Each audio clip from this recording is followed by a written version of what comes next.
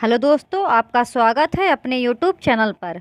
आज हम 1 जनवरी को हुए CTET 2021 पेपर 1 के हिंदी के फुल 30 क्वेश्चंस कंप्लीट करेंगे। तो दोस्तों, आपके शुरुआत के 15 क्वेश्चंस आपके गद्यांश और पद्यांश से पूछे जाते हैं। तो आपका पहला ये गद्यांश गिवन है। आप इस गद्यांश को रीड कीजिएगा और फिर स्वयं आंसर्स निकालने का प्रयास कीजिएगा। मैं इस गद्यांश से पूछे गए प्रश्नों को रीड कर रही हूँ और उनके आंसर्स आपको बताते हुए चल रही हूँ। तो इस गद्यांश से पहला क्वेश्चन जो पूछा गया था वह है, शून्य के बारे में कौन सा वाक्य सही है? तो आपका फर्स्ट का ऑप्शन दूसरा सही हो जाएगा, शून्य मानव जनित आविष्कार है। आपका सेकंड क्वेश्चन इस गद्यांश से पूछा गया था, संख्याओं के संदर्भ में कौन सी अवधारणा समझानी सबसे कठिन है? तो आपका सेकंड का ऑप्शन तीसरा सही हो जाएगा, शून्य एक से छोटा है। आपका थर्ड क्वेश्चन इस गद्यांश से पूछा गया था, विश्व में किसने पहल शून्य को संख्या के रूप में मान्यता दी? तो आपका थर्ड का ऑप्शन तीसरा सही हो जाएगा, भारत। दोस्तों, अगर आपको ये वीडियोस अच्छे लगें चैनल को सब्सक्राइब जरूर कीजिएगा, वीडियो को लाइक भी कर दीजिएगा। आपको इस यूट्यूब चैनल पर 2021-22 में हुए CTET के मैक्सिमम शिफ्टों के सॉल्यूशंस ऑलरेडी प्रोवाइड कर दिए गए हैं, तो आप चैनल को विजिट करें और सभी शिफ्टों के सॉल्यूशंस देख लीजिए। आपका फोर्थ क्वेश्चन इस गद्यांश से पूछा गया था, शून्य एक ही समय में एक अमूर्त विचार और एक वास्तविकता है, यह आशय है। तो आपका फोर्थ का ऑप्शन पहला सही हो जाएगा, यह दिखाई नहीं देता है परंतु इसका अस्तित्व है। आपका फिफ्थ क्वेश्चन इस गद्यांश से पूछा गया था, शून्य की अवधारणा आने पर भी मनुष्य ने इसे बहुत समय तक संख्या क्यों नहीं समझा होगा? तो आपका फिफ्थ का ऑप्शन पहला सही हो जाएगा, मूर्त चीज़ों से शून्य की संबंधता ना होना। दोस्तों, ये सभी क्वेश्चन आपके इसी गद्यांश से पूछे गए हैं, तो आप इस गद्यांश को रीड कीजिएगा और चेक कीजिएगा कि आपके कितने क्वेश्चंस करेक्ट निकले। तो आप इस गद्यांश को ज़रूर रीड कीजिएगा। आपका सिक्स्थ क्वेश्चन इस गद्यांश से पूछा गया था, किस शब्द में अव उपसर्ग का प्रयोग नहीं हुआ है? तो आपका सिक्स्थ का ऑप्शन दूसरा सही हो जाएगा, अवधि। आपका सेवेंथ क्वेश्चन इस गद्यांश से पूछा गया था, इतिहास में किस प्रत्यय का प्रयोग किया जा सकता है? तो आपका सेवेंथ का ऑप्शन दूसरा सही हो जाएगा, एक प्रत्यय। आपका एट्थ क्वेश्चन पूछा गया था, वैज्ञानिक में मूल शब्द है। तो आपका एट्थ का ऑप्शन तीसरा सही हो जाएगा, ज्ञान। इसको आप अलग अलग तोड़ेंगे तो आपका ये आएगा, V प्लस ज्ञान प्लस एक। तो इस तरह आपका वैज्ञानिक का मूल शब्द जो होगा वो होगा आपका ज्ञान। आपका नाइन्थ क्वेश्चन पूछा गया था, स्वतंत्र का संधि विच्छेद है। तो आपका नाइन्थ का ऑप्शन पहला सही हो जाएगा, स्व प्लस तंत्र। तो दोस्तों, आपके इधर पे गद्यांश और पद्यांश से पूछे गए सारे प्रश्न खत्म हो जाते हैं।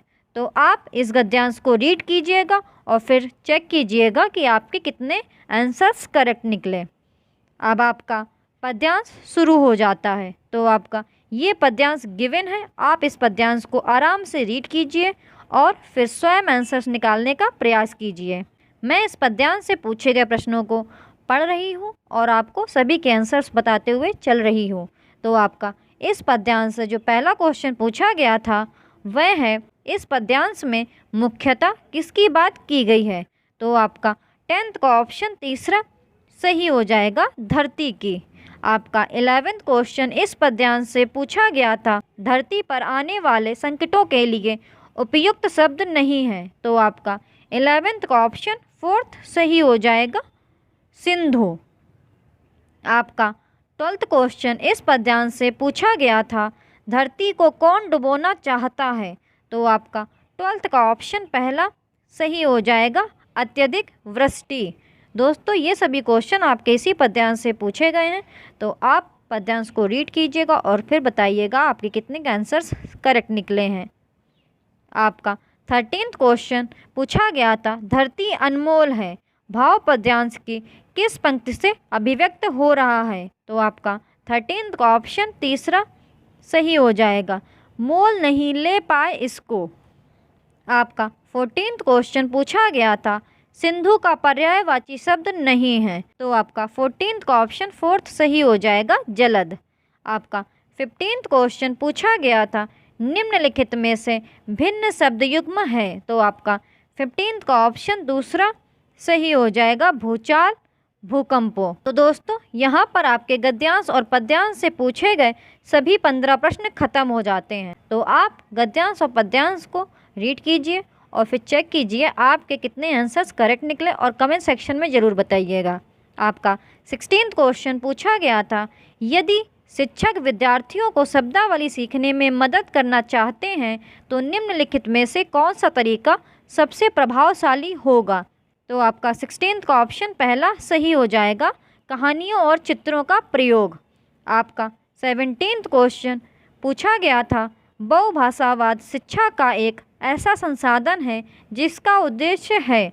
तो आपका 17th का ऑप्शन पहला सही हो जाएगा, शिक्षण अधिगम के लिए शिक्षार्थियों की भाषाओं का उपयोग करना। दोस्तों अगर आपको ये वीडियोस अच्छे लगें चैनल को सब्सक्राइब जरूर कीजिएगा, वीडियो को लाइक भी कर दीजिएगा। आपको इस यूट्यूब चैनल पर ऐसे ही वीडियोस मिलते रहेंगे।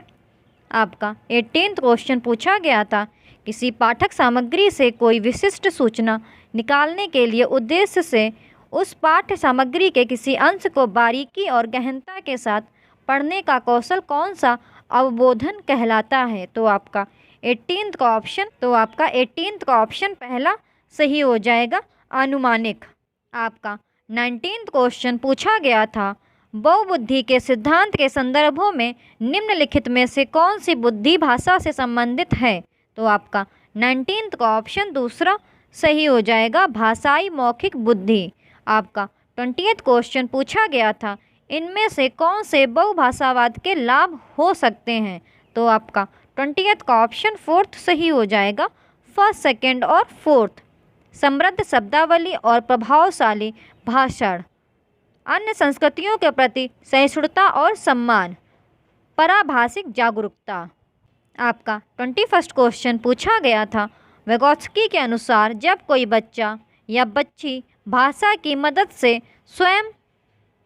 अपने स्वयं के कार्यों को निर्देशित करता है या करती है, लेकिन वह भाषा दूसरों के लिए श्रव्य नहीं है, उसके वाचन को क्या कहेंगे। तो आपका 21st का ऑप्शन पहला सही हो जाएगा, आंतरिक भाषण।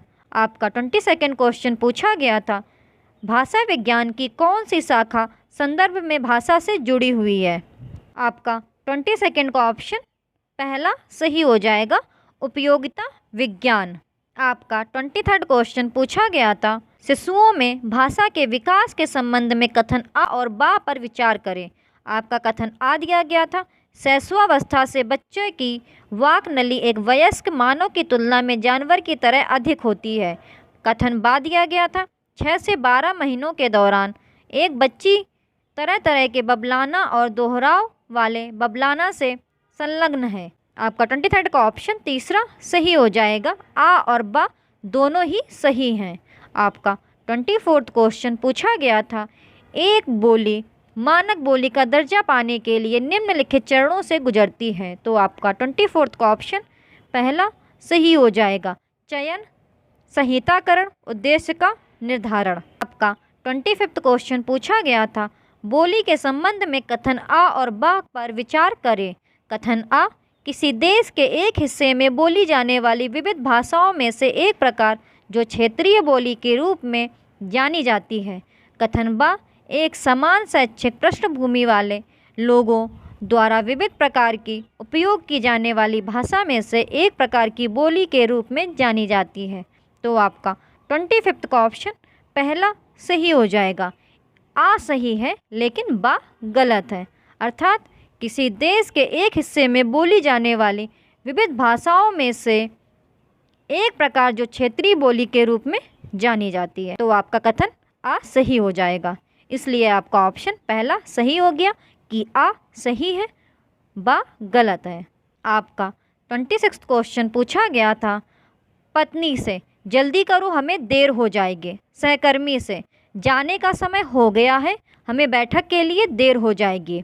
वरिष्ठ नियोक्ता से, महोदय शाम के 4 बज गए हैं और बैठक 4:15 बजे है, क्या अब हमें चलना नहीं चाहिए?